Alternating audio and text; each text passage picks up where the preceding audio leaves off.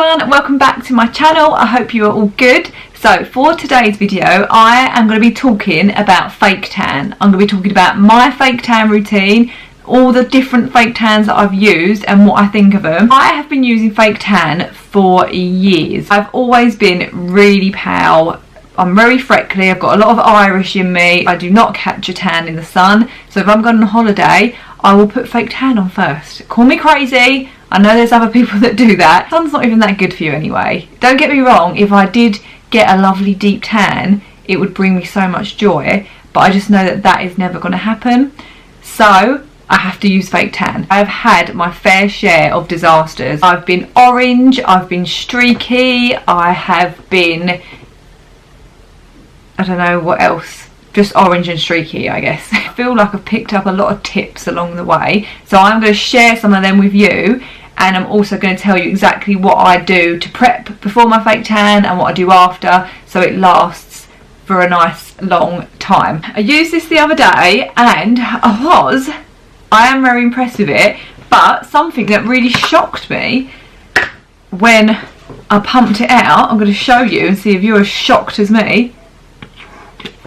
It's white! I don't want to be white, I want to be tanned. No, it comes out white.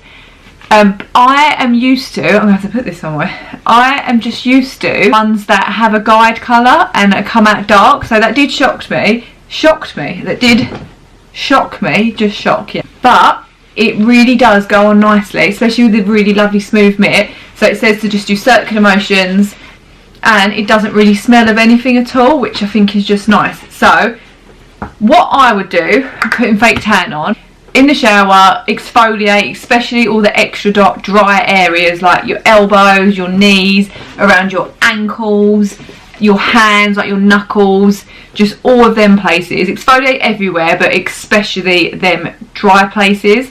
And then I jump out the shower and then I moisturise my really dry areas. But I don't use any special moisturiser, it's just whatever one I've got. My sister won this in a raffle and she was like, oh, I'm not going to use it, so you might as well have it. So nearly dropped it. So I have got this Fabletics workout body lotion. Yeah, it's just because it was one in a raffle, but usually I would just use any moisturiser, to be honest. And with the exfoliating, it's a pre-tan primer, which is like a exfoliator, so when you're in the shower you can use this to exfoliate, and also this exfoliating mitt, so it's wet at the minute because I use it in the shower. It's kind of like rough on the edges, so that noise really made me cringe. Yeah, so I use this to exfoliate my body, and then especially like the elbows, ankles, all them dry places. But I love this, I really love this mitt. I don't know why it sent me northern, that's how much I love it. Perfect prep. Okay, going back to this fake tan. I'm in fake tan heaven over here. Sorry. Yeah, so this one, it says it lasts for 10 days plus as well, so I only put it on a few days ago, so we're going to have to wait and see how long it actually lasts.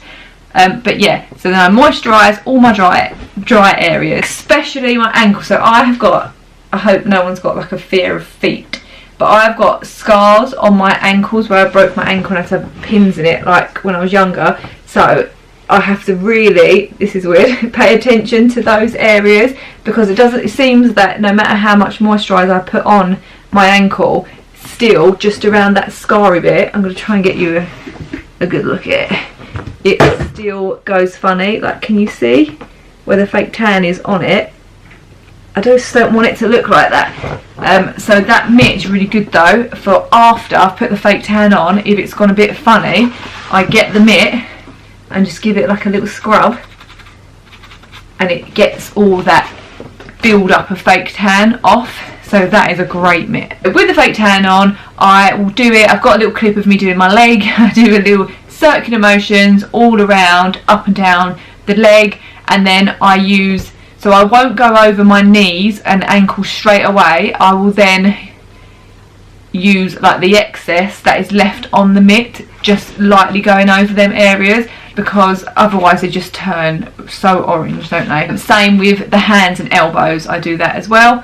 So yeah, just cover my body in that, and then I slept in it, and the next day, the next morning I had a shower and it just looked delightful. I was so pleased with it. I was so happy with how it turned out. When I got in the shower, like if I was say using Maritz, it would be like whoosh, it would literally come off me. I'd be able to see it in the bath, I'd be able to see it everywhere. It'd be like a fake tan massacre, splatters of fake tan everywhere. Whereas when I rinsed that one off with the shower, there was hardly anything that was actually coming off. So what did develop was the tan, and I think that is because it hasn't got a guide tan on it. It's just, it develops. It's like the old school ones, because the old school, like back in the day, they never used to have that. My battery's going to run out again. Okay, sorry about that. My battery ran out, and then it was time to pick the kids up, so now it's just really dark because it gets dark at like 4 o'clock.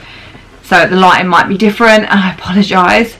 Right, anyway, where was I? Aftercare with fake tan is also really important. I think after you've put the fake tan on, if you want it to stay looking nice and not patchy, then moisturising after is just as important as moisturising the dry bits before. Because I remember when after, I barely moisturised my body at all when I was younger, and after a few days it would, even though I've been showering, it would start to just go really patchy, and you start to get like it flaking off a bit. Now after I get out of the shower, once I've washed it off, I moisturise my whole body so it's all like soaks in the moisture. That for me makes it last so much longer. Yeah, so that is pretty much my fake tan routine. This one says it lasts about, I need to sneeze, oh dear, it passed. So this one says it lasts about 10 days plus. But as I said, I haven't had it on for that long yet, so I need to see if that is true. But with the other ones that I use, say like the Bondi Sands, I normally would just put that on once a week, and it seems to last nicely. Obviously towards the end of the week it will start to fade, you'll start to look a lot paler. So if you like a really deep tan, then I reckon 2 or even 3 times a week will give you that. Whereas if you just want it to look quite natural and just have a little bit of a glow, then once a week I think is more than enough. Recently I've not been putting it on that much. I've been trying to embrace my natural skin. Even though I love fake tan, it does always make me feel so much better. I have been trying to just embrace the fact that I am pale. At the minute I've got it on and it does just make me feel so much better. Isn't that sad? But that's a whole nother conversation. This is this tan now, so it's called Tanforce, that is the name, by NYK1, and it is a mousse. So if we're talking about what kind of fake tan I prefer to put on, then it would be mousse. I prefer to put mousse on me rather than the sprays. I think the sprays can be quite messy, and if you spray it on the mitt first and then on your skin, I think you're losing a lot of it on the mitt. Yeah, I just prefer the mousse. Lots of other fake tans out there, so let me know what your favourite that sounded like it could have been a swear word. Let me know what your favourite fake tan is. So I have got a before and after pic that I'll insert somewhere here. That is the end of the video. Thank you so much for watching. I hope you did enjoy it, and if you did, please do give it a thumbs up, and don't forget to subscribe so you don't miss any of my other videos. Yes, so I will see you in another video. Bye!